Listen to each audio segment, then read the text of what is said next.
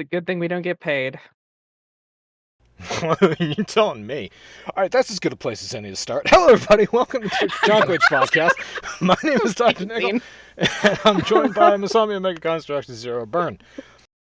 It's been a lot. Actually, I have no idea how last week was. I got Wait, did I get hammered this weekend? I don't remember if I got hammered this weekend, but we had a pretty intense game of D&D yesterday, which was fun. It was quite the combat. Yeah, that was interesting. Basically, yeah, long story short, we went up against two foes that easily could have wiped our entire group. Easily. But our DM was being not a jerk. Well, that and you were smart and, waited until the third one left, like smart tactical players. Wait until the third one left. Also, yeah, my Barry was just sort of wandering around the tower. He was staying out. He was ducking in and out of eye shot of of those enemies. And I'm surprised they didn't try to chase him because he's so goddamn handsome. Oh yes, and tie you to their very dilapidated beds and do all sorts of naughty things to you. Oh my. Oh, I didn't even try out the beds. God damn it. Cadra burned the whole fucking thing down before Barry had any chance to do anything silly. Of course, it was also very late. We were trying to speed things up. Now, hang on. Are you talking about Cadra? Yeah. The consumer of children? Cadra, devourer of children. There you go. It has now made its way onto the greater internet. It's true. Amazing. It's a thing now. The Discord when I was just hanging out there. All right. So yeah, that was and I don't remember anything that happened last week because whatever. It's all alcohol. Alcohol has been a thing since then. Yeah, cocaine is a hell of a drug. I'm kidding. All right, so. Oh, somebody told me that Dave Chappelle. Oh yeah, Dave Chappelle offered to help somebody out on their political career or on the political path to election, and the person said no. It's a local guy from New York, I think. That is a Chappelle Show reference. Cocaine being a hell of a drug is a Chappelle Show reference, for anyone who didn't already know. So yeah, lovely week, everybody. Incredibly lovely week. You know what? If Dave Chappelle walked up to me and said, "I can get you elected into office," I would hitch my cart to that horse and just ride the shit out of it. Well, yeah. First of all, because Dave Chappelle thinks that you should be in office, and second of all, because Dave Chappelle is offering to help you get into office. Yeah, you're reassured that what you're doing is the right thing, and that you have a really good chance of achieving it. So yeah, why not? Why the hell not? Let's see. Speaking of knowing that you're doing the right thing, and no, that's not a transition. Blizzard gave us a new look at Diablo 4 classes and classic enemies. So this is Diablo 4 news, not Diablo 2 remastered news. Which actually, I watched Asmongold's stream of that content, and I am very impressed. I'm very impressed. So correct me if I'm wrong here. They're saying Diablo 4's new classes. However, Rogue or Amazon or whatever you want to call it was already in there. Druid was already in D2. Necromancer obviously D3. Yeah, I don't know if I've seen many more, but yeah, these are not. That's the thing. The ones that I've seen so far are not new classes. So are there actually new classes that have not been in Diablo games before in Diablo 4? I don't know. Does anyone? But the ones that they've announced have all been in a Diablo game at some point or another. Okay, yep. So the article is referencing the Rogue and the Barbarian. Yes, this is true. Rogue was D2, I believe. Yes. Wait, no, was Rogue...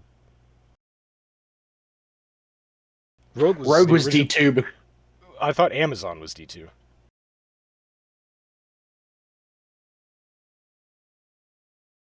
I just know that rogues were not D3. Correct, yeah. There are no rogues in D3. which is sad. Unless you mean roguishly handsome individuals. Yes, there was. Oh my goodness, have you seen my wizard, Scott? Roguishly handsome is an understatement. Anyway, so maybe the classes are not. There's definitely going to be something new. There's going to be some class in there that we haven't seen in a Diablo game before, because Witch Doctor was goddamn new for. Wait, was it?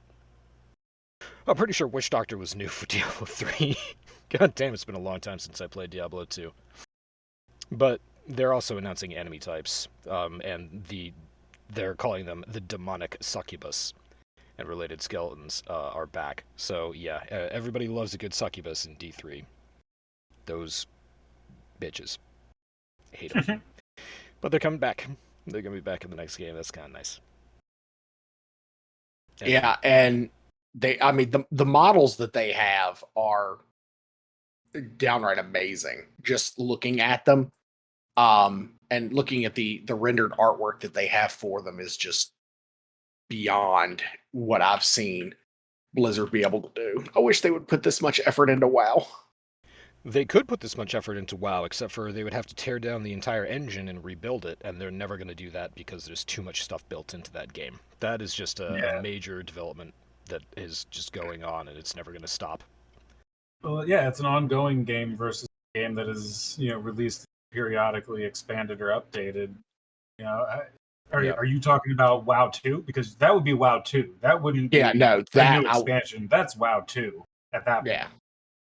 Yeah, and that is a rebuild from the ground up. Your whole if I imagine if WoW 2 were to come out, you'd be in the same position as we would if Warframe 2 came out. Like, it'd be a neat concept, but we'd be really pissed off that everything in the old game was sort of, now we're starting all over again. We don't get to take any of our effort or our progress with us. Oh, you mean kind of like what they did for Destiny 2? Bastards. I mean, there you go. There's a real life scenario where it actually happened and people didn't react great. But they still aren't reacting great 4 years later. Really? Yeah. No, I didn't know anything about that. Yeah, people are still not happy with how Bungie implemented Destiny 2. God damn. Yeah. Well, I can understand that. I guess if I were more involved in the Destiny 1 community, I might have noticed that there's still some vitriol going on there.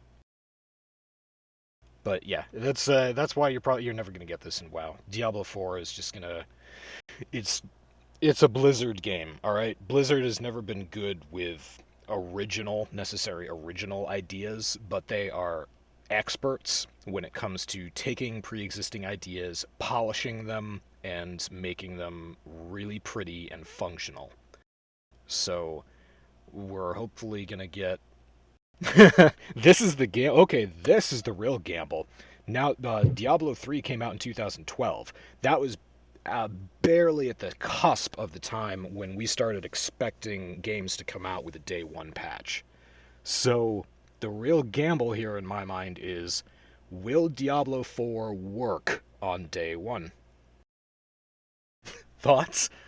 Putting aside the fact that Blizz completely fucked up server implementation for Diablo 3 and they had to borrow Twitter's servers for people to even play the game. That wasn't a program fault, that was a network fault. And, hopefully they learned from that. Probably not, but hopefully. Yeah, exactly. Do we think that they will learn from their past mistakes or make the same mistakes again? What's their track record been? Have they, what other games have they fucked up or succeeded on launch? I think they more or less succeeded with Overwatch on launch. That worked day one, didn't it? Pretty sure it did. Yeah, I couldn't even begin to tell you because I didn't play Overwatch until 2 years after it came out. Let's go find out. Did Overwatch work in day one? Google's not being cooperative.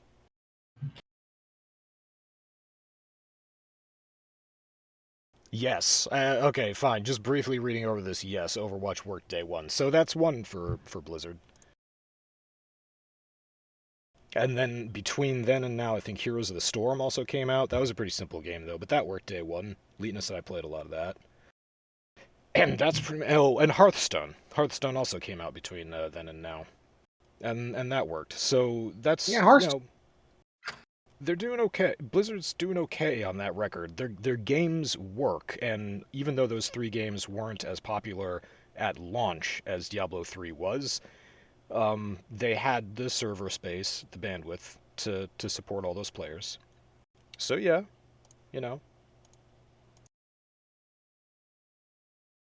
But the models here really do look good. Yeah, these do look really pretty.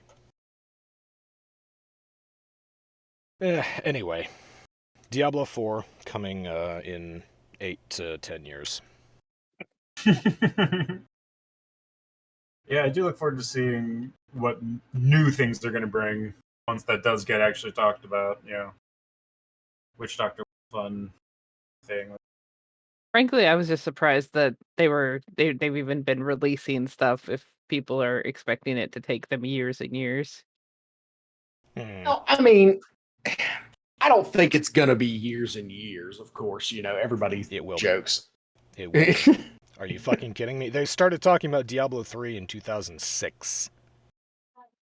6 years later, it came out. Oh. Okay, well, I retract any statement that I was going to make. Omega and I were in college together when we read about Diablo 3. Yeah, I mean, that was back when we were breaking Diablo 2 long after it had come out. Going over to what I believe is Masami camp. Masami, what the hell are you playing? Fallout 76? Yes. So many zombies. So many zombos. Yep. Anyway, sorry, Zero, you're saying... I don't know. Let's switch over to Zero Cam. Zero, how you doing, buddy? All right, back over to Masami. Here I am still getting shot at. Stare. We had an awesome moment before the podcast when Zero popped in the room and his camera went up, and I have OBS open, so I can't hear people ping in and out of the room. But I saw Zero Cam up, and I was like, "Hey, Zero's here. I see Zero Cam," and he was talking to himself, and his mic was off. And I told him I couldn't hear him, and you could just see him rage on camera. That was really great. That rage will be amplified tomorrow. I start my new job, and they're expecting everything to work technically on the first day, I have a feeling, and we all know how that goes. Yeah, what could go wrong? What could possibly go wrong there? Speaking of, alright, so what could possibly go wrong? Oh, no, I guess, never mind. This article is actually pretty positive. Let's switch on to an article that does go along with what could possibly go wrong. Disney drops Slave 1 name for Boba Fett's ship, prompting outcry from Star Wars fans and the actor. I'm sorry. This is when I saw this, I immediately went to, okay, who has the dumb? Because yeah, this is pretty dumb. It hurt me. this? It hurt my brain. I did. I threw that in the chat. How did you even? Okay, well, yeah. How did you find this? I guess, yeah. Oh, jeez. It's on Reddit. No, so this is crazy. They don't. Oh, go away, ads. For several years now, Lucasfilm had worked to evolve the Star Wars universe, diversifying casts. So, yeah, I guess there's a whole bunch of political nonsense that's happened behind the scenes for Disney and Star Wars, which has prompted them to add prominent LGBTQ characters to comics and novels. We all know, we know about Gina Carano. However, yeah, that's really the biggest thing that they went through. I think publicity-wise was dealing with her They've had a few other things here and there. I guess yeah. So this is just the latest in a long, kind of ridiculous series. Gina Carano, what she said was stupid. But I can't.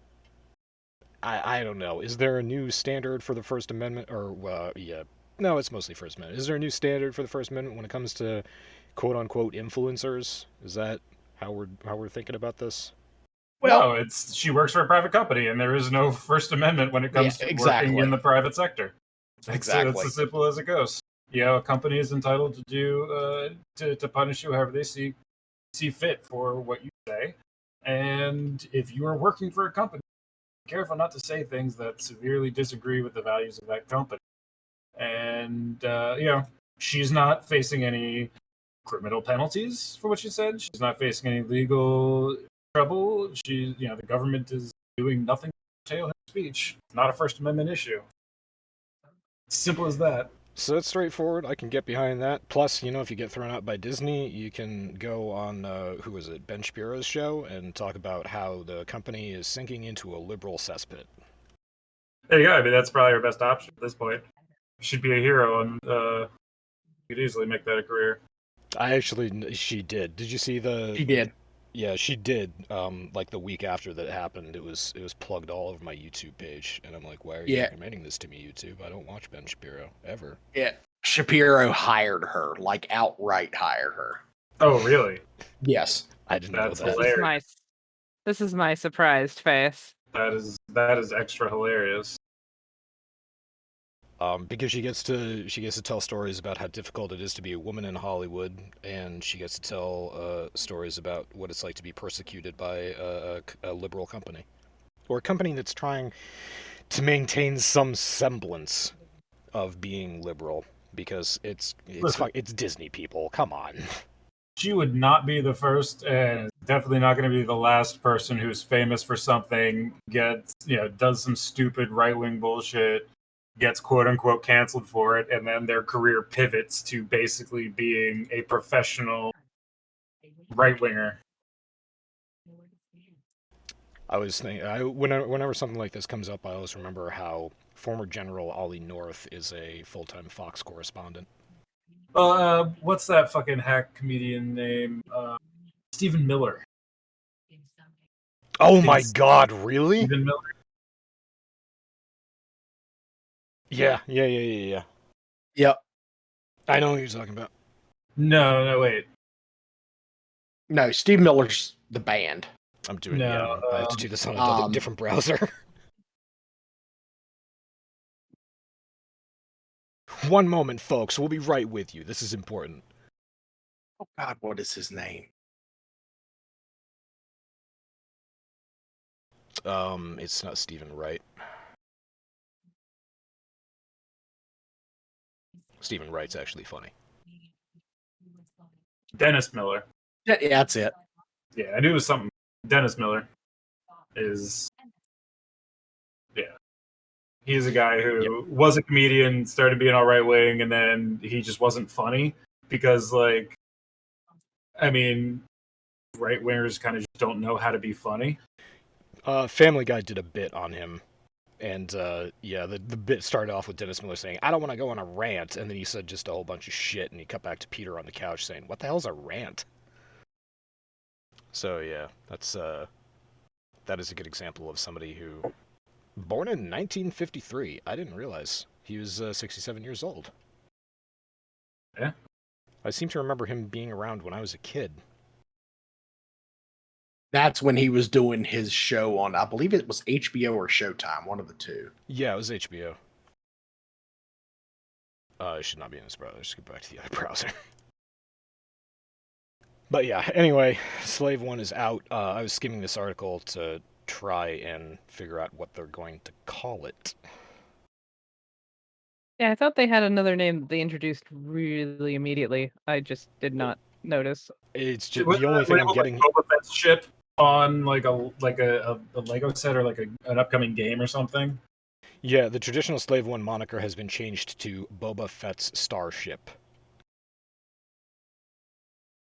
Yeah, it's the Mandalorian-themed toy line, features the beloved bounty hunter's spaceship, and so it's There you marketed go. as Boba Fett's starship. Yeah. I don't see the point. Like, he is a bounty hunter. He enslaved, like, he has certainly captured people and put them into slavery. Like, Yes. it seems just so nonsensical to me. I love this because I forgot about this. It's a Fire Spray 31 class patrol and attack craft because, you know, they have to put that shit into the technical novel or manual that I've got. Fett's heavily modified, blah blah blah, belonged to his father, blah blah blah. Originally built as a police craft with cells to transport criminals, Fett revamped the holding area into prisoner cages, quote, coffin-like cabinets that were less humane but better controlled his prisoners, end quote. Yeah, he's not a nice person. He's a Mandalorian bounty hunter, and if you give him a bounty of a runaway slave, he is going to go capture your runaway slave. And he's not going to give you shit about owning slaves. That's not in their moral, that's not how they think. It's not how Mandalorians process anything.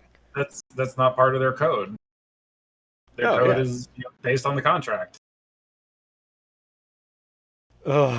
So, yeah, they're it just seems so silly, and it's I don't see the point. Certainly not going to make slavery go away. Right, yeah, if you're going to stop talking about a thing, it's going to somehow make it better. No, maybe use this as an opportunity to, I don't know, do some shit about how, you know, slavery is bad, and there needs to be a sub-storyline in the Star Wars universe where, you know, people fight against slavery and teach everybody a moral lesson or some crap like that. Use it creatively, goddammit. Hang on. if what were Anakin and his mother at the beginning of the movie? Involuntary laborers. Indentured servants. Indentured servitude. Yeah, hey, did you know in the U.S. Constitution, we did make slavery illegal except in the case of punishment? So if you're convicted of something, you can be sentenced to indentured servitude? Ooh. Well, that's what prison work programs are. Pretty much. That's literally it. Like, exactly have prison work programs where you don't pay them. Like, prison workers get paid pennies per hour, and it's saved up in an account for when they get released. They don't actually, or they can spend it on the commissary. But like, yeah, slave labor, like prison labor, is legal slave labor in America. So there you go. Disney could use this as an opportunity to throw some light on that and, you know, start up a conversation, say whether or not that's right, humane, all the rest of that. But no, they're just going to change the name. It's Boba Fett's Starship now. It's easier. It's an easy fix. Stayed. What it is. But yeah, I just look at how progressive we are, says the corporation. Oh yeah, no, that's always the funny part. Whenever they did that in what was episode 8? What was the shit show called? There was Rise of Skywalker. Yeah.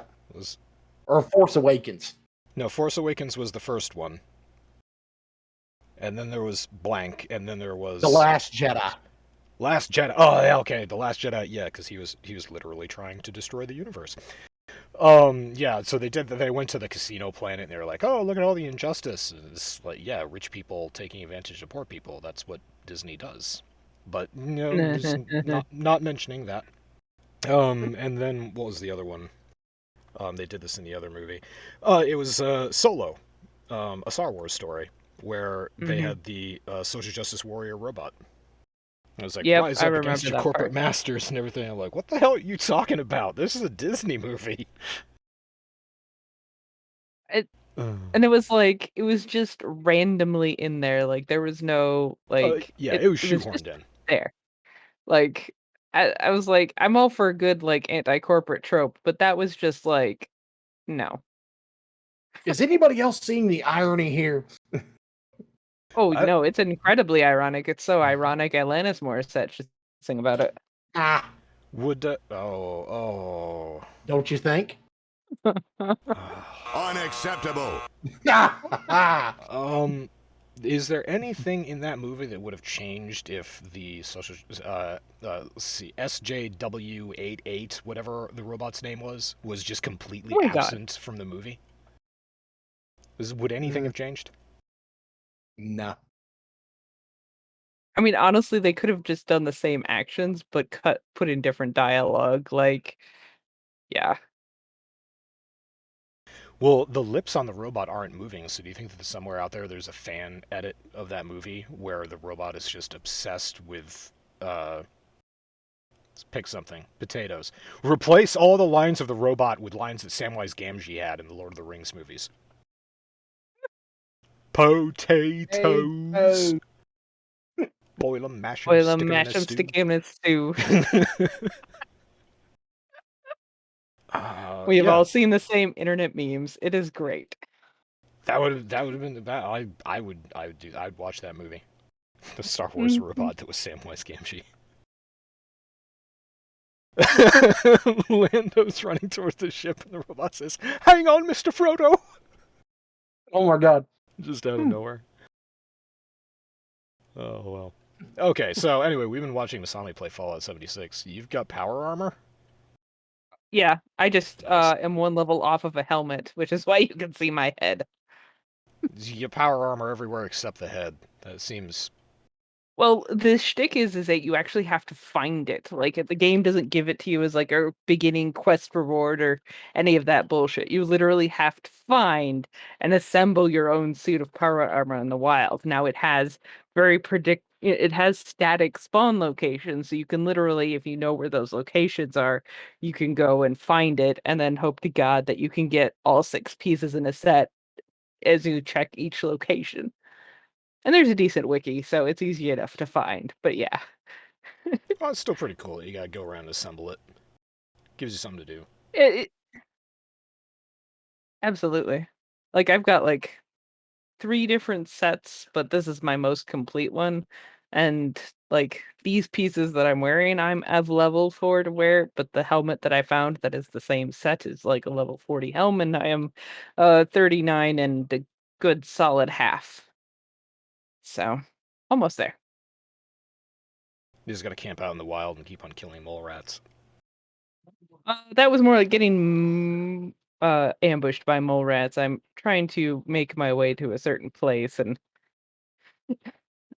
I uh y- Fallout works on this principle of you have to go somewhere to find them to basically open up the points, which then lets you fast travel to them. So like when there's something on the beautiful gorgeous maps that they've got here, you can be rest assured that you just have to go in so far to it and then it'll give you a fast travel point. So it's got a real nice exploration um mechanic to it. So if you don't feel like doing quests, you can just go explore the map and that gives you XP Very nice. as well as other things. Like that one just gave me atoms at the shop. Like now I'm going to run away because I've got the point and I don't need to be here anymore. So we're going to run away. About like this. I might have just Free! ran deeper into town, but that's okay. Oh, I'm sure. Yeah, I'm sure. Yeah, you'll be fine. Masami will be fine. Let's check over with Oh yeah, that's super mutants. Definitely running. Zero. Are you playing WoW? I am. Disgusting. Let's go back to Masami. Ouch. All right. And Omega was playing. Omega, what are you playing? Genesis Alpha 1. Were you talking about this with Linus the other day? Up on. Sorry, you're cutting out. Oh, weird. It's a game I just picked up on Steam sale. It's about a year old. It was a game that was locked behind um, an Epic exclusivity, but it came to Steam, went on sale, so I bought it for a fraction of the price. Having some fun with it. And generally, what it looks like, you're building a space station. This is a ship, Okay. and I figure out why put up the but anyway, yeah. So this is my ship. This is in the build mode, but I can back out of here. This is me in my hangar bay. Quick tour of my ship.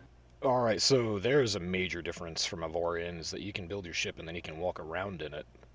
Well, this isn't a ship building or flying around in space game. This is a game about being on your ship, defending it from attackers, invaders, and attack and like exploring other planets, collecting resources, and fighting on board other ships. This is very much a first-person shooter, core, with all the extra stuff on top of it.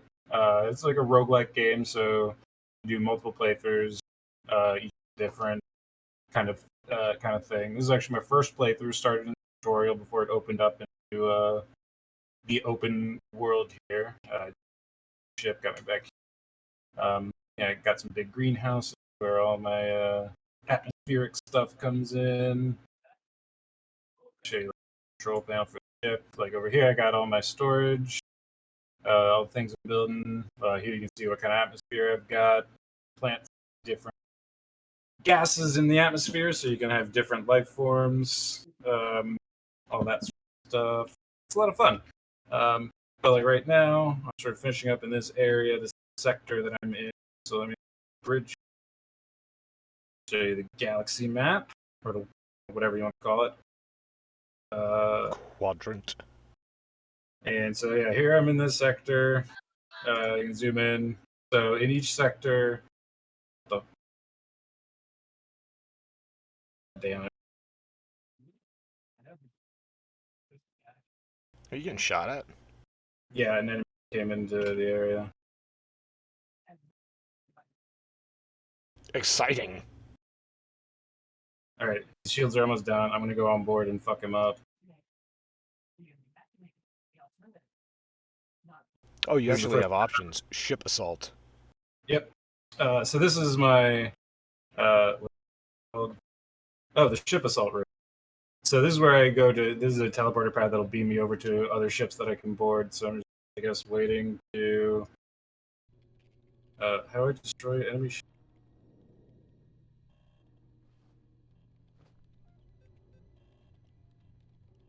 There are a lot of interface panels.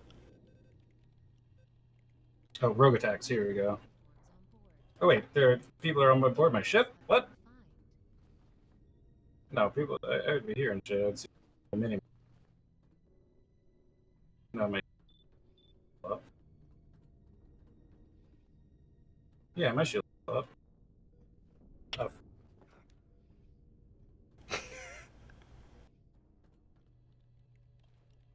Okay, his shield is going down. So I guess it's what's happening right now is our shield, like we're fighting, our ships are battling each other, reducing shields. There's no sort of weaponry between ships, so it must be some sort of electronic assault. But once the shields are down, I'm going board and see what kind of mayhem I can cause over there. Are you essentially a space pirate? Oh yeah, that's right. I can accelerate the speed of it that way.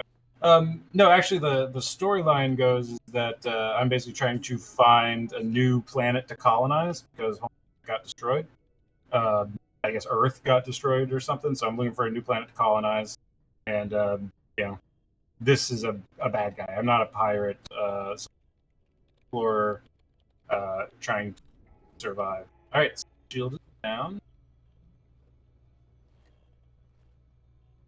Yeah, and I beam aboard. So let me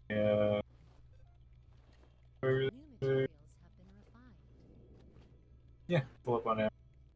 What happened? First time I'm ever doing this. I might die hilariously. Good. If it's a Holy good death, if it's hilarious. You're the map. Come on, drop the turret. I have energy shields, energy barriers that I'm just blocking with that my guns can shoot through. So let's just go ahead and drop down a bunch of auto turrets. All right, so this room is clear. Yeah, okay. So those guys died pretty fast. I really like the scanner at the bottom of your screen. Looks awful lot like Aliens. Yeah, it is very Aliens reminiscent.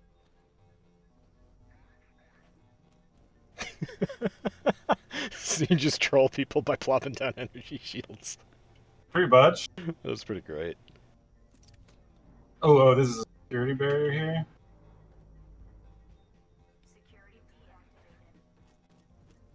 That was very poorly designed on their part.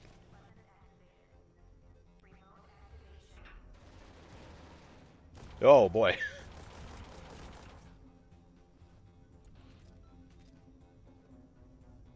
What the hell did you Ow. just suck up off the floor? So enemies drop biomass, which you can pick up, which is basically health. It uses multiple things. It's both your health pool. Can I steal your biomass? I can totally steal their biomass. Awesome. And they also drop. Yeah, you also use biomass for cloning. And the hey, that's an enemy turret.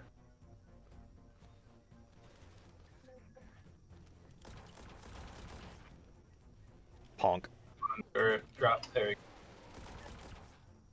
go. And they also drop DNA sequences that I can, if I collect enough and do research, I can use the DNA sequences to clone new life forms or like splice new DNA basically into the human genome, so to speak, to create new types of clones. Like actually, this clone that I'm currently wearing, I can't show it at the moment for some reason. Wait, why the hell am I taking damage? What's going on? Oh, life supports take damage? That's not good. Good lord, there's enemies everywhere. Oh god, he made it through.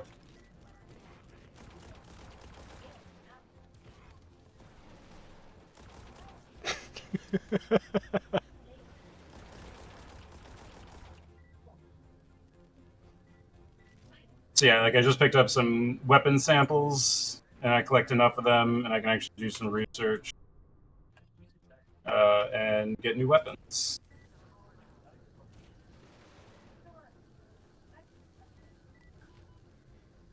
Oh my god, I'm almost fucking dead. Yeah, do you have a health pack? No, there are no health packs.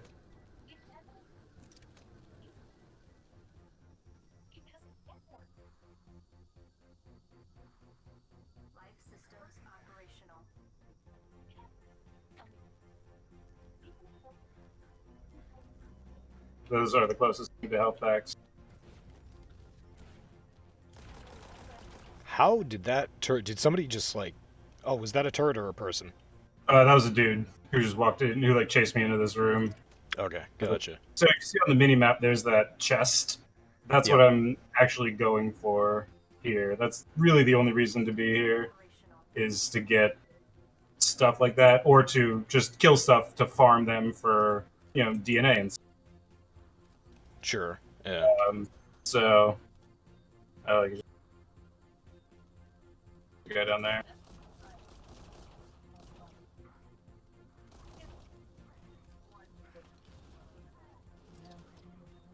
This is... I get sucked into this. It's a fun game. This is definitely interesting. It's my first time ever assaulting another ship, and there's a lot of fucking enemies here, and it's a lot to deal with. So is this co-op or single player? Fortunately, it is single player only, and it kind of drives me nuts because it's so much fun to run around with a friend. Oh my god, that's a turret. That lit me up hard.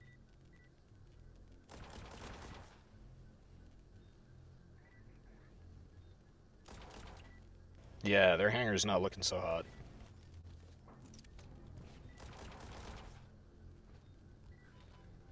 Yeah, I guess this is from the quote-unquote attack that my ship did on them before I boarded. Yeah, this game isn't... oh, it's actually in this room that I'm for, isn't it?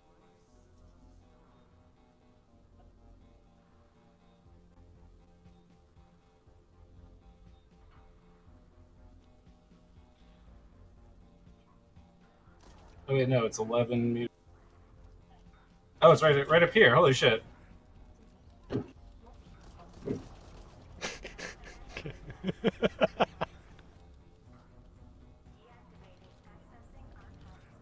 So yeah, this thing here is basically a loot box. Alright, so you get you some loot. So you guys stay within range of it, and it'll going through percentages. I hack into it, I guess. Gotcha. Alright, almost there. Grab the loot. Got a new assault rifle. I'm gonna collect my... Oh, fuck. Alright. I'll leave that behind. Put up my PDA. Back to ship. Oh, that's nice. You can actually beam back from anywhere. Yes. So, I sacrificed one of my energy barriers, but... almost fucking died. But, that's cool. Bunch of home. Got some loot. Got a new gun. Got some DNA traces. Got some... Oh, shit. Aliens. Wait, what? There are aliens? Yeah, well, technically, most things are non-humans, yeah. So, bug. That probably came out of the refinery. So, when I go down to planets on my dropship, I can do one of those next. You come in and collect shit, like mineral cases and all these different plants that I can plant in my greenhouses. And sometimes these minerals, you take them into the refinery, you find them, aliens will come out of them and attack. That's why I have all these guys right here with guns. And they kind of mitigate that a little bit. Alright, so yeah, let's head down to a planet. Alright, I'm gonna let you set that up. I got some ammo. Yeah. What's the next topic on the list? I can just keep dicking around while we talk about whatever we're doing. I know that there was one that somebody had posted. I think it was Masami. The GameStop thing. Oh, you mean the PS5 thing? Yes. Oh, right. No, yeah, I posted that one as well. Yeah. So GameStop has an offer. If you're like a part of their GameStop member rewards program, you go to the front of the line when they get new PS5s. And that was the headline on the article. And we were like, who cares? That sucks for those PS5 console peasants. But then in the article, they're also doing it with top-end graphics cards. So if you're a member of the GameStop rewards program, you're front of the line in getting those parts. What are your thoughts? As it's part of the... My thoughts are, yeah, I couldn't care less. Good for GameStop. I mean, Staying relevant. I mean, I have no real need for a new graphics card, and I'm certainly not going back to console anytime soon. So, I mean, it's one of those things where it doesn't affect me, but it can affect a lot of people, and this is just going to make scalping even worse. Think? Do you think? Yeah, you think this is going to make scalping worse, or it's going to take a cut out of scalping? I mean, this is like this is the sort of controlled, like, if you're a GameStop rewards, you can get one, but yeah, this is, I think, to mitigate people buying up all the stocks and whatnot. This is like them sort of doing a, I guess, raffle style a little bit, if you remember. Yeah, like a lottery for them. Yeah, I don't have the article open. You can take a look, but I think it says along the lines of, like, you know, if you're a member, you can get the chance to get one of these cards or consoles. Okay, so it's not like you're a member, you automatically get it. That's it. Yeah, it's not like if you're a member, you can buy 10 of them. It's like when they get them in stock, members will get a priority on first dibs.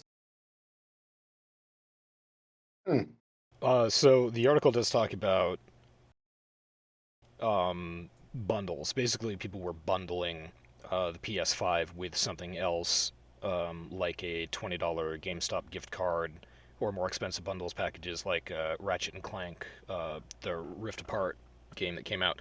The GeForce RTX 3080 bundles were actually forcing people to buy other expensive stuff like entire gaming monitors. So the quote here from this is Kotaku. Yeah. The quote here is pushing big ass bundles on people isn't a new thing. GameStop has done that before.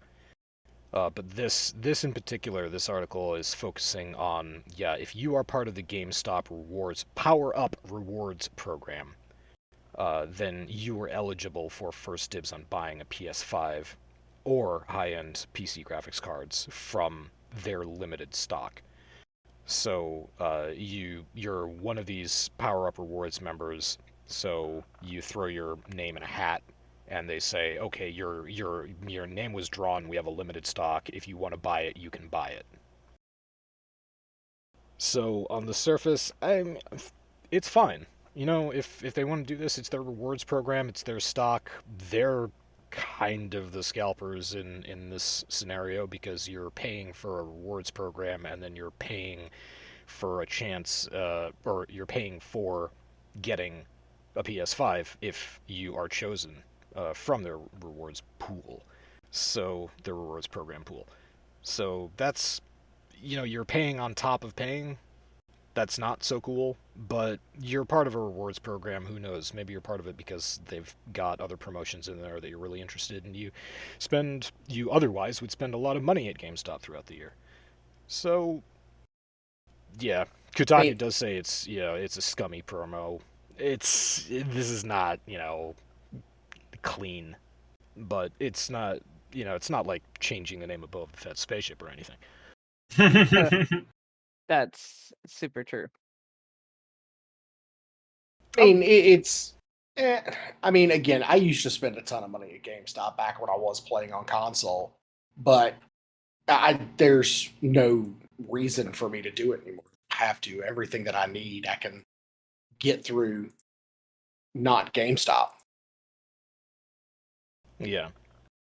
So Best Buy is taking all of my money currently. Oh, jeez. Really? You can't just go totally indie and go find like really obscure internet sites that sell the shit that you want, so that you don't have to go to Best Buy. I don't really have anything against Best Buy. It helps that I have a friend who works at Best Buy, so. So the pro membership for GameStop is $20 a year. Wait, is that right? $20 a year? They must have lowered it because it was more expensive. I'll be right back. All right. Yeah, no, I'm a rewards subscriber. I guess one of yes, I've been. Yeah, the main membership is $20 a year in exchange for earning points on purchases and monthly discount coupons. So yeah, that sounds about right. If you're spending a lot of money at GameStop, if you're buying a lot of games or hardware or stuff like that, $20 a year is not outrageous. On the other hand, I'm part of rewards programs for other stuff, and I don't have to pay anything to be part of that program. But they also don't sell GTX 3080s. So there's that.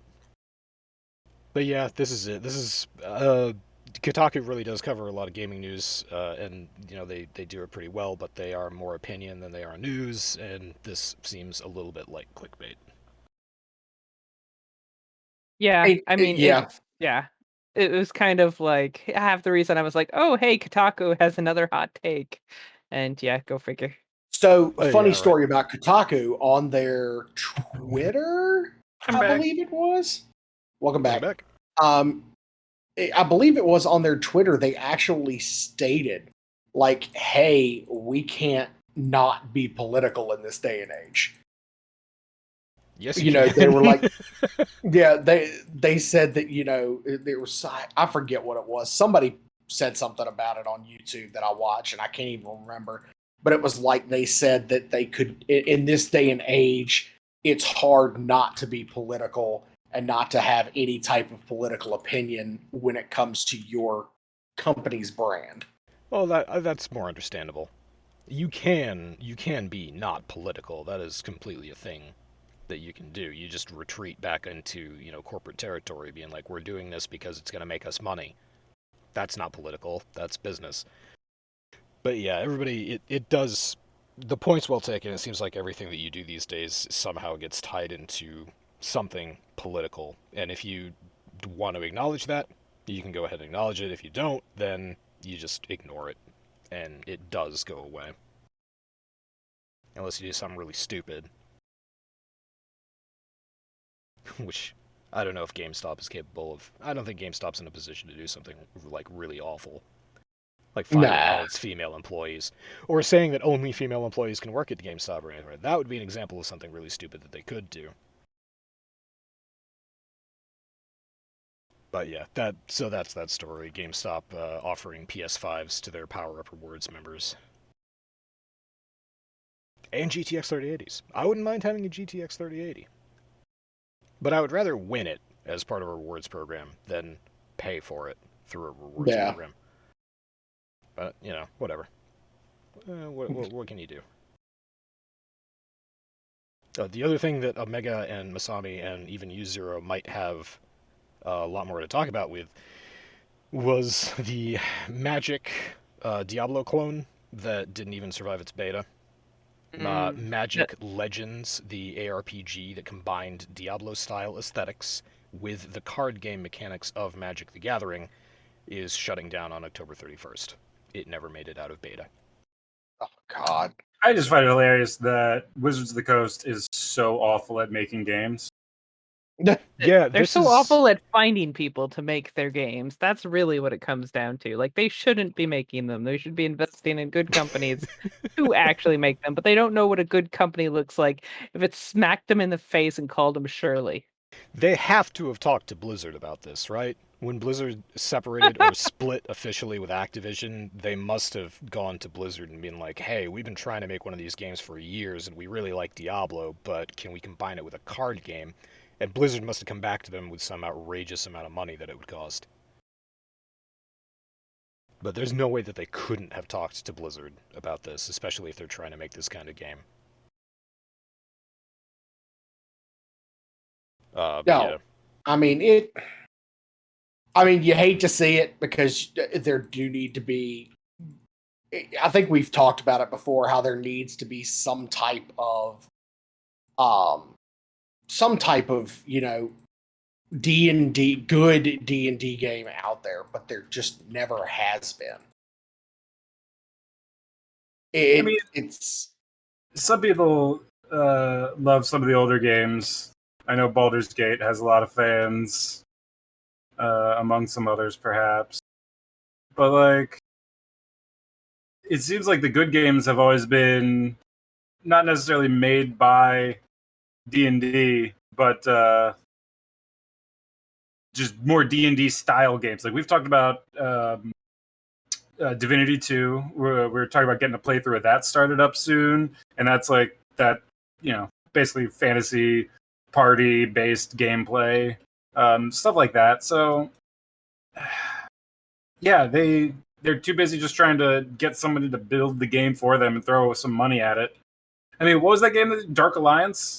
Yeah, I was going to say, this is 2 in 2 months. Dark Alliance comes out and flops horribly, and then this gets canceled. Steaming pile of shit that game apparently was. The limitations on it were astounding. So with promises that they'd expand it in DLC, it's like, God damn it, guys, really? Yeah, they're talking about, after it officially releases, they're talking about patching it so that you can do things like have a party of 4 people that include 2 people playing the same class, which is currently impossible. Or, using DLC to diversify the maps that are available for combat, because currently every single dungeon is the same map. It might have a different skin on it, but it's the same layout.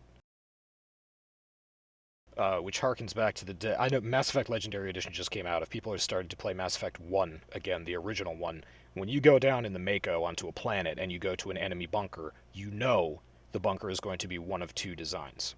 There's no RNG, or there's no random tile set generation in that game. The levels are all in the open world section.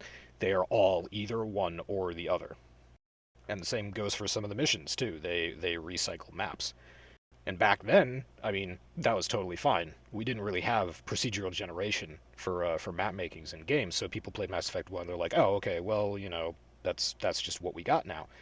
Now, fucking Warframe comes out in 2013 and introduces procedural tileset generation where every single map is always different.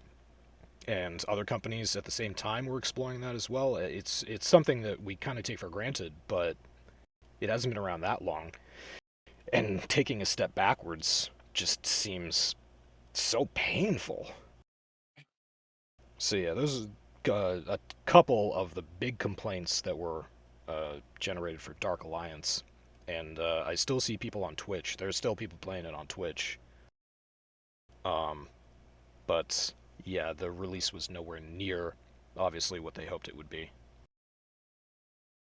But anyway, yeah, Magic Legends was announced in 2019, and it was released in open beta March of this year. So it took from March until now for them to say, nope, it's just not going to happen.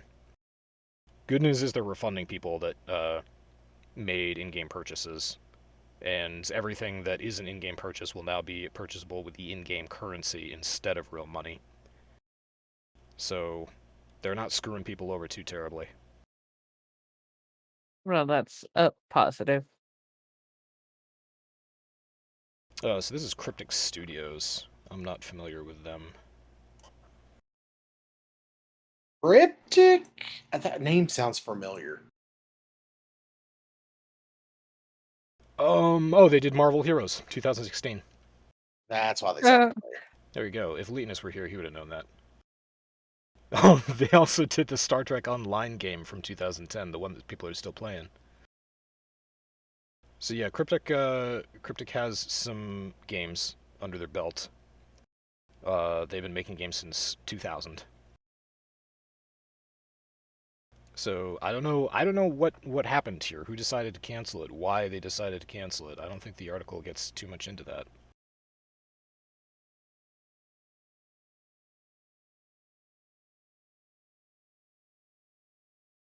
Oh yeah. Oh well. Players also had access to extremely powerful and resource-expensive class-based abilities similar to an ultimate ability in Overwatch or League of Legends. Conceptually, this doesn't sound like a terrible idea, but...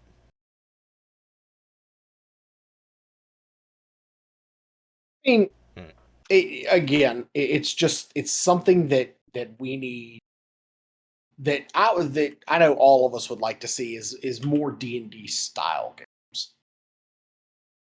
You know. But what style would it take?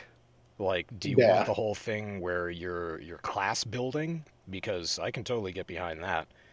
What about when it actually comes to fighting or action? How do you, in this day and age, with people playing games the way that they play, how do you make combat exciting if it's kind of turn-based? Like, turn-based fighting games, Linus was playing Empire of Sin a while back. Believe it or not, it's a turn-based fighting game. It's very similar to XCOM.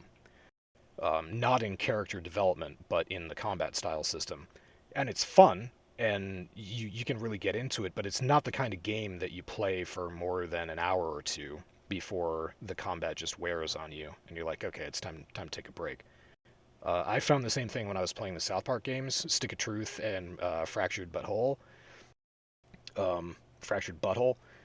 The combat, the story about it was really fun. I was really engaged in the story, and the combat came around. I was like, okay, it's time for combat. But because of the combat, I found myself playing the game only for like an hour and a half at a time, just because combat took a very long time, and rewards weren't great, maybe? I don't know. So yeah, what elements, Zero, what elements of D&D do you want carried over Well, I'm one of these players that I like a lot of the lore and stuff like that, and that's just I don't get enough of that in some of these games.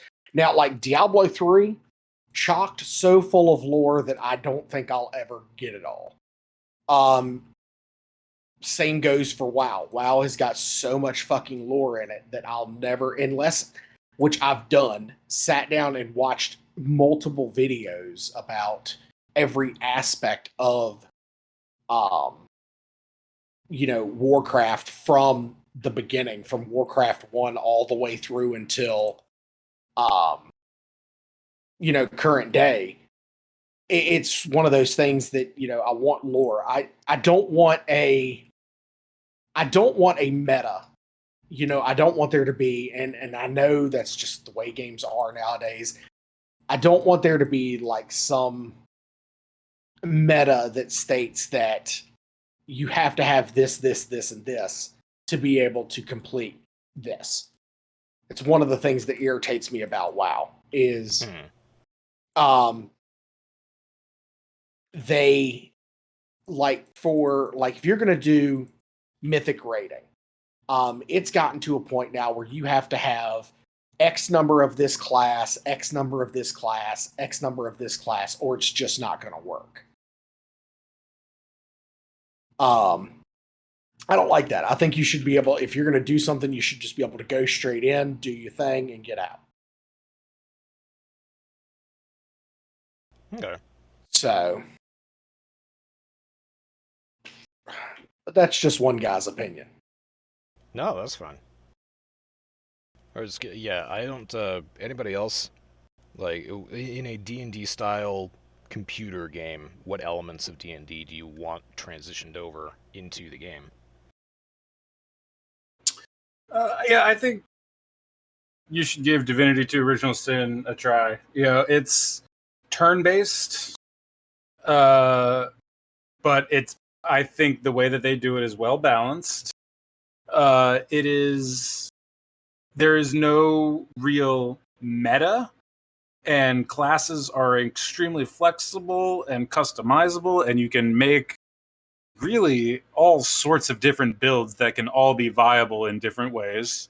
The story is certainly interesting, and I mean that's going to be a very personal opinion, but I think it's an interesting enough story that it can propel the game forward in a fun way. Lots of different places to go, lots of places to explore, people to talk to, enemies to kill. I think it's a lot of fun. I think you might dig it. All right, that's one of the games that we are waiting to play, and since we're off D&D next week, the Sunday might be the day that we all sit down and start to play it. Yeah, I mean, well, I definitely would love to get a game going of that. I've played it a fair amount before, and it'd be fun to play with more people. It's good single player or multiplayer. But it is the kind of game where if you can have up to 4 people in a party, if you play it single player, you control all 4 people, or you could be in a party and a person controls each character. Or you can split it up, or however you want to do it. All right. I can't. I mean, I definitely bought the game at y'all's suggestion, because it was one of those things where it was like, hey, this is a good game. So, that was one of the ones that I ended up getting when I bought. I think it was like an 8 games in total.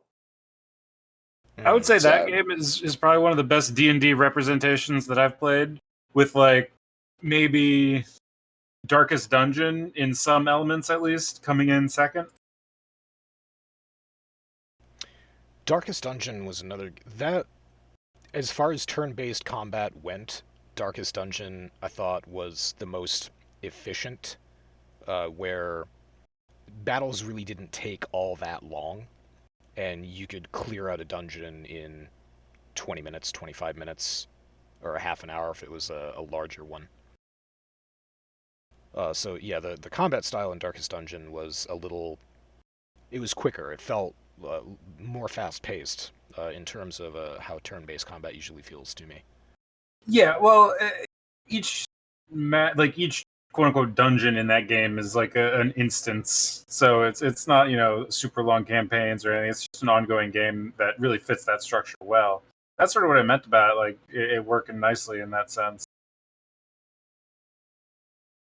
Good game. Yeah, Darkest Dungeon, not bad. I never actually made it all the way to the end of that. I sort of burned out. Same thing has happened to me multiple times. It is a hard game to get all the way through, because a long grind, a long climb to get up there. It's a long grind to get your characters to level 5, and then they die. Yep. Your characters die a lot in that game. Dude, that game is brutal. Masami is no doubt about it. Masami's trying to snipe a VTOL. very effectively. I absolutely left the correct weapons at home. I don't think this is gonna work, but I'm sure gonna try. Are you using a pipe pistol against a dagon? No, it's called a vertibot too in this one. VTOL, Bertabot, same thing. Omega and I discovered after playing GTA for years that the most effective way to destroy a police helicopter is to shoot it once in the tail. Yeah, I just discovered it literally last week when Doc and I were playing the game, that if you shoot the tail rotor on police helicopters with any like remotely powerful gun, it's sniper. just a few bullets. It's just a few bullets, and then the helicopter breaks and it crashes to the ground. You can one-shot the pilot, which I managed to do with the sniper a few times. That feels pretty awesome when you hit it. That's a one-shot. But the other method is basically just fill it with enough bullets until it explodes. Well, it turns out that a few well-placed shots to the tail rotor in GTA sends a helicopter spinning. We're experts at that game. There we go. Good job, Masami. She brought it down. Wow, it's in a lot of pieces. Hope you weren't trying to loot it. It was this guy over here was helping. Oh, nice. I will say this, like the community of Fallout 76 is very very nice. It's gotten better. Yeah. At least when I had some friends playing it first and they were like, it's fucking toxic as shit. Well, yeah, because everyone was so fucking disappointed at first, but now it's pretty good actually. You answered my question, Masami. I was going to say, it was the toxic community when it started out because people were pissed off at the game. Also, it was a brand new game, so all the trolls decided they were going to have fun, and then the player base tanked, and everybody went to troll elsewhere. Yeah, and now all that's left is the nice people, literally. I've had, it's actually pretty nice. Also, I finally turned level 40, so I could put my fucking helmet on. So there's that. Hey. I went back and forth. Can't get a good front view. I'm gonna go. All right. I went back and forth. I wiped out everybody. It's now a shipwreck. Nice. Oh, good job. That's mutilate them all. I mean, you probably got some good loot off that, yeah? No more than I already got. Just more DNA traces, more biomass, that kind of stuff. Actually, no, wait. I did get a suit upgrade. I think I did find a suit upgrade. Oh, increases health by 5%. Hey, hell yeah. I'll take that.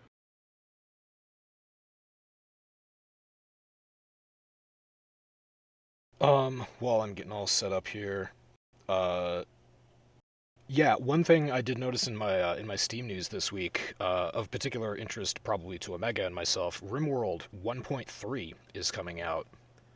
Did see that. They're adding ideologies. It's called the Ideology Update. Yeah, that's interesting. I didn't look too much into it, but I read the blurb on the Steam announcement, and it was like, people kind of theme their colonies. Like, this time I'm going to play a cocaine, like a cocaine factory colony, like where all we do is just grow coke and sell it and drugs, and it's hilarious. Or this time I'm going to do a cannibal colony. Or this time I'm going to do, you do stuff like that. Well, apparently they're introducing actual ideologies now where there's going to be gameplay mechanics surrounding being a cannibal tribe or being a drug cartel tribe. So, looking like it might be interesting. Yeah, I'm down with that. I've done my my playthroughs. Or I've done a playthrough where I am a castle. I'm a medieval castle basically, and I try to turn my castle into a trade station. That's usually fun. Helping other factions out. There's plenty to do in the game when you're playing that way. My latest playthrough, years after that is a high-tech military laboratory experimenting on the undead. So I got the zombie mod in there, and the zombie mod is pretty fun. So you have zombie invasions, 3-4 One of my favorite playthroughs was when I went full on animal hybrid genetic engineering colony, and I had a bunch of mods on that included megafauna, dinosaurs, all kinds of shit. So I was like crossbreeding all sorts of crazy shit that were just tearing enemies. It was insane. It was very hilariously sci-fi. What I was thinking about, or what I have been thinking about for a couple weeks now, is doing a game in the desert, just set in flat desert, no vegetation or anything, really harsh environment, big map, and turning it into... I've never really done slavery in RimWorld. I've never been a slaver. I've killed a lot of slavers, but it's not really a system or anything that I know very much about, so I was very seriously considering doing that. Actual slavery in RimWorld only exists in terms of mods. You can take people prisoner and captives, but you need to use mod. There are mods out there that will let you force them to work, but there's no slavery in the base game itself. Well, I mean, there are slavers that like traveling caravans or traders that can buy slaves or sell captives as slaves to. So you can be a slaver in that sense, that you can capture enemies and sell them into slavery. Yeah, that's what I was going for.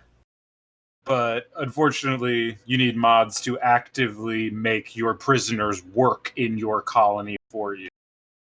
And then the other one, obviously, is trying to figure out how to get Thunderdome going in RimWorld. Trying to figure out how to force people to fight each other to the death.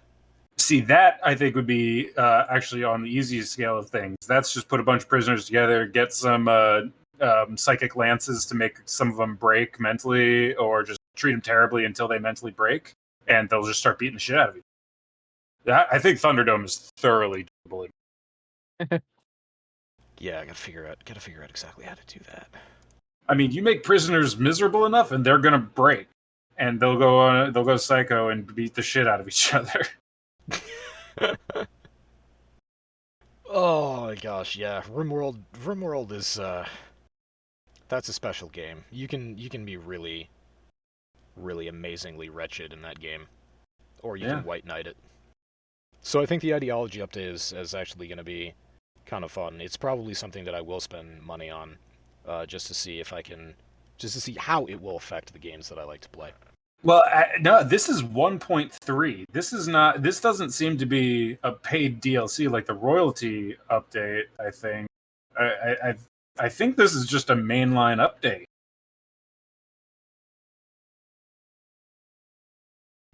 You are correct. Soon we'll be releasing RimWorld Update 1.3 with new free content and a variety of improvements, including animal fences, breach raids, beards, and many quality of life improvements. So that's you can play it right now on the Steam Branch 1.3 preview. Yeah. RimWorld devs, Ludion guys have always been super cool about letting people play the betas. I mean, ever since the beginning, a decade ago when I was helping test in early alphas.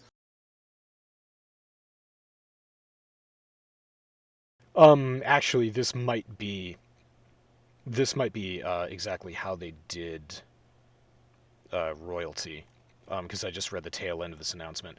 With the 1.3 release, we'll also be releasing a new expansion called RimWorld Ideology. I'm not sure.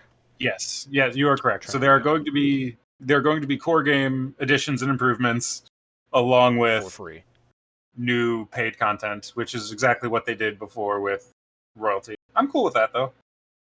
Yeah, depending on how much... See, the thing, we're cool with it because royalty added a lot.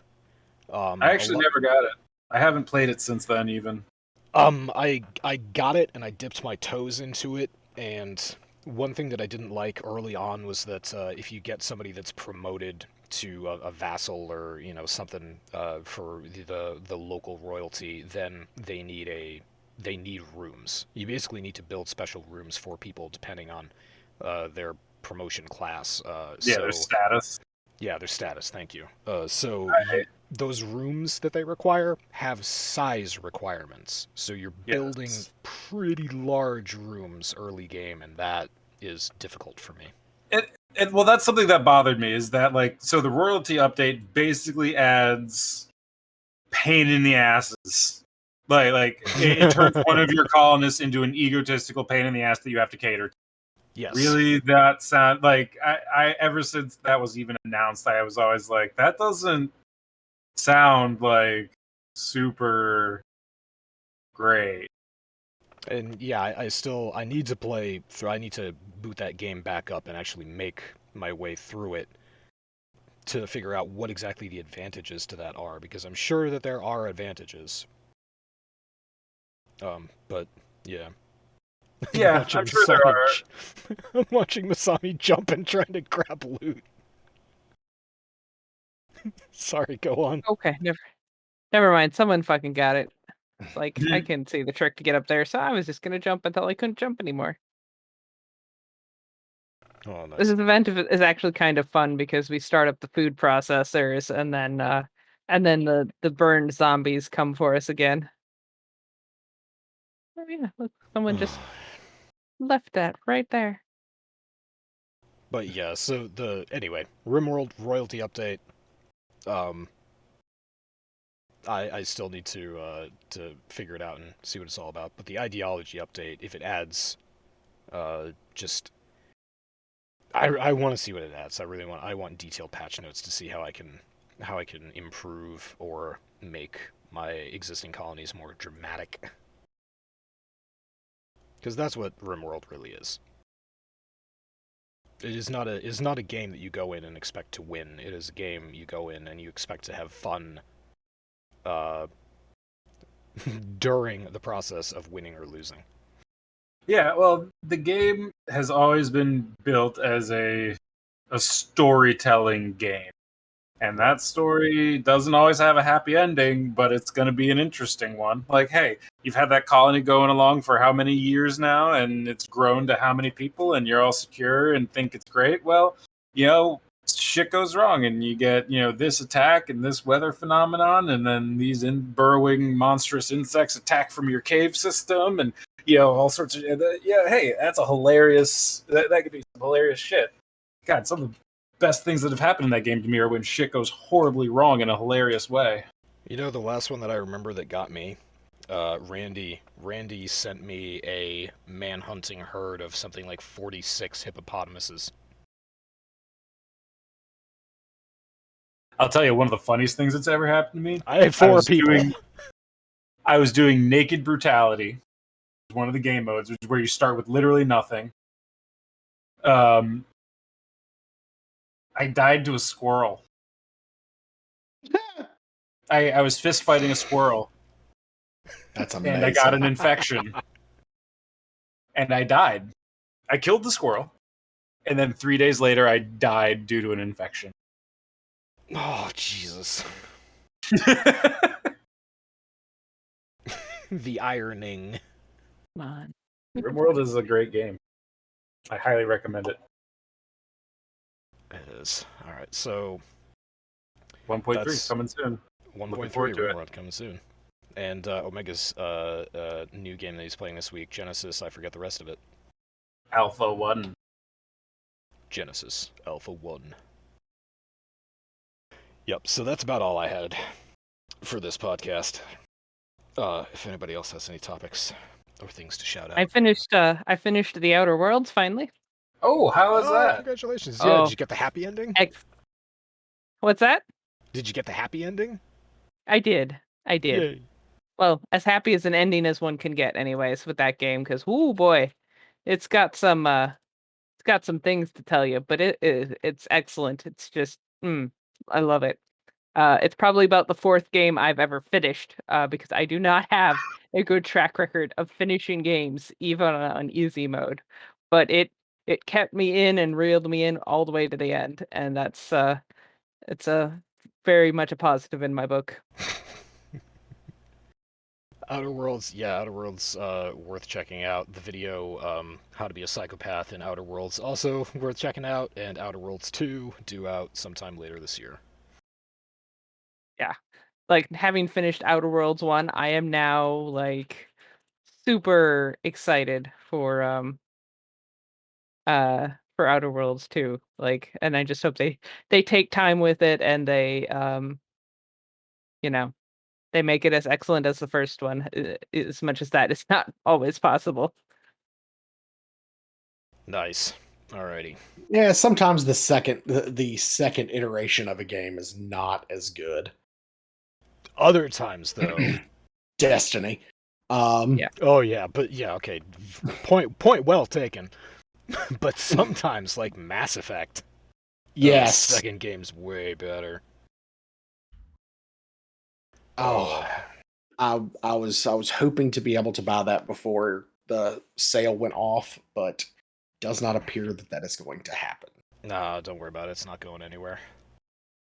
Ubisoft Yeah, is going to there'll add be- that to their trophy shelf, and it'll be there forever. Yeah. Alrighty, so that'll do it here for the Church of Chonkwij podcast. Thank you, everybody, for listening. Thanks for coming on. Hi, Leetness, if you made it this far. And yeah, I guess we'll see you next week. Same time, same place. See you then. Bye. Bye. Peace. That is